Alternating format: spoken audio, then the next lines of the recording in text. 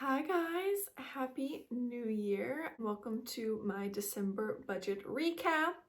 I am filming this on January 1st of 2024. I cannot believe we're already in a new year. I say that every year and yet here we are.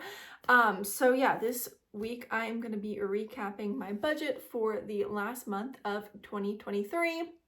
This was a pretty busy month for me. I was back and forth between where I live now and where I'm from for a little bit. So I've gotten to spend some nice time with my family and with my pets for the holidays, and also just like seeing a bunch of friends while I'm back home.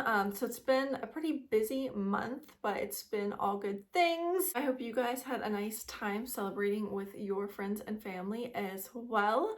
I don't think today's video is going to be too long. I set financial goals for 2023, and so I want to do a video that's like the first half is my 2023 financial goals recap, seeing the goals I hit, the goals I missed, and then I want to talk about my 2024 financial goals and walk through that as well. This next week's gonna be kind of crazy for me, so that's probably not gonna be up for like another week or two, but that is definitely a video that's coming soon. I want to start branching this year into some YouTube videos that are still about personal finance content, but they go beyond just me talking about my monthly budget recap. But I do like these recap videos because I just kind of get to, talk about like my budgeting process and just what I spent my money on this month. So I'm gonna go ahead and jump into it, and if you see me looking down, it's because I've got my laptop in front of me. Let's go ahead and jump into it by talking about my income for this month. So my income for this month was pretty boring, nothing like exciting to report there. I had my 2 paychecks from my corporate job. I didn't do any pet sitting this month because I was home for the holidays, so no like extra side income there. Going into my investments, also nothing crazy this month, so I contributed some towards my 401k through my job, and I spoke about this on last month's budget recap video, but I was able to max out my 401k for this year, which is very exciting because I did not at all think I was going to get to max out my 401k this year. My goal was to just contribute beyond my employer match, but contribute as much as possible. Definitely get the employer match, but I didn't think I was going to get to max out the account. And it wasn't until the last month or two when I realized it was going to be feasible. That was very, very exciting. I'm very fortunate to be in a position where I am able to do that. I did have a decent chunk of money left over that normally would go to my 401k, but didn't this month because I maxed it out through my last paycheck. So what I did with that money is I go ahead and move that money over to my Roth IRA for 2024 to just go ahead and kickstart my contributions for this year. So I actually did that today. My Roth IRA is through Vanguard, and I just logged into my Vanguard today, and I was able to go ahead and deposit a chunk of money to kickstart my Roth IRA for this year. So that's very exciting. I'm just kind of already getting a little bit of a head start on this new year. But yeah, that was all of my savings and my investments for this month. Now I'm going to go ahead and talk about my expenses for the month, and I'm first going to start with the categories where I underspent. So when I underspend in a category, I am able to send money to a sinking fund for that category for another month where I may overspend or need to pull more money for that particular category. So the categories where I underspent this month, the first one was transportation. I was able to set some money aside for car maintenance, and to be perfectly transparent with you guys, I actually got a decent amount of car maintenance done this month. And honestly, the only reason why I still underspent in this category after I had all that work done is through the graciousness of my father. So on the one hand, I needed to get my oil changed. My dad actually just changes all the oil for our cars himself. Usually I'm not home for that to happen, but I drove my car back. So my dad did that for me. That was super nice. And then there were just a couple other maintenance things that my car needed done, and my dad actually just took that all to the shop and he paid for it himself. I just want to be transparent that this was definitely like a good couple $100s that I would have been spending out of my own paycheck. And because I was home this month and my parents were super kind about it, my dad's really big about car care and just making sure the car is well taken care of. So he did that for me this month, which was super nice of him. So luckily I've was still able to underspend in that category, and I'm going to continue putting money aside for the next time I need some maintenance done on my car. I'll have a nice little cushion. I also underspent in the health category again. I just sent money to a sinking fund for when I may need to pull from it in the future for some health expenses, but luckily I didn't have anything like that this month. Also in the fun category, I did spend a good amount on fun this month because I was going out to dinner with a lot of people, but sometimes when I'm going out to do something fun, it's with my family, and when I'm with my parents, they're paying for it if it's a family activity. So usually when I'm just paying for things for myself, it's like when I'm going to an activity with a friend. So I did spend on fun this month, but I had a little bit left over to send to my sinking fund. And then another area where I virtually spent no money this month, so I was able to send a lot to my sinking fund, is the travel fund. I really didn't spend any money on travel this month.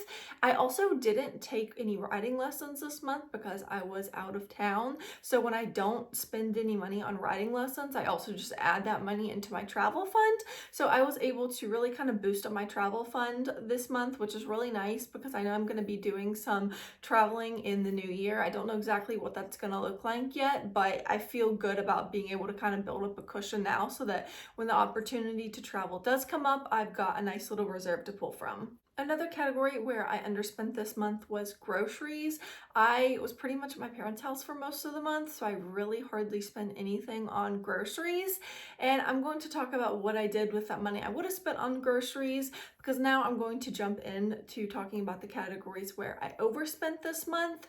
So I did overspend a little in the shopping category, not by a lot, and I didn't make any one big purchase this month. It was really just a lot of little purchases that added up. And I wasn't as strict on myself this month with shopping like I usually am because I knew I wasn't really going to be buying any groceries this month. So the money that I would have spent on groceries, I just used that to offset the amount I overspent in shopping.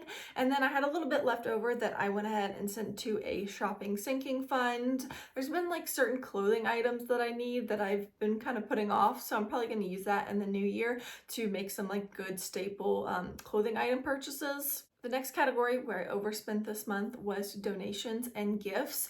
So gifts, it's December. I was not surprised by this at all. I say overspent because I spent more on gifts this month than I had allocated from December's paychecks, but I was fully prepared to spend a good bit on gifts in the month of December because I have been adding to a like gift sinking fund since summer pretty much.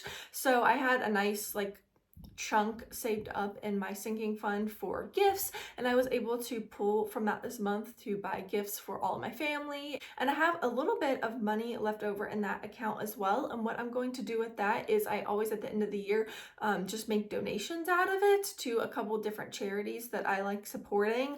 I haven't actually gotten to that yet, so I'm gonna do that early January and go ahead and allocate the rest of the money that is in that donation and gift sinking fund to those charitable efforts. Don't forget to budget in charity if you have enough money to do it. Even if you don't have a lot of money, like even in college when I didn't have a lot of disposable income, I always like to make a concerted effort when I did come into a little bit of money or at the end of the calendar year to just set aside some and donate and to give back. I never want to be so focused on like pinching pennies and saving as much as I can that I forget to give back to people that are less fortunate, or feel like me, I'm a big animal person, so I give to a lot of like animal charities.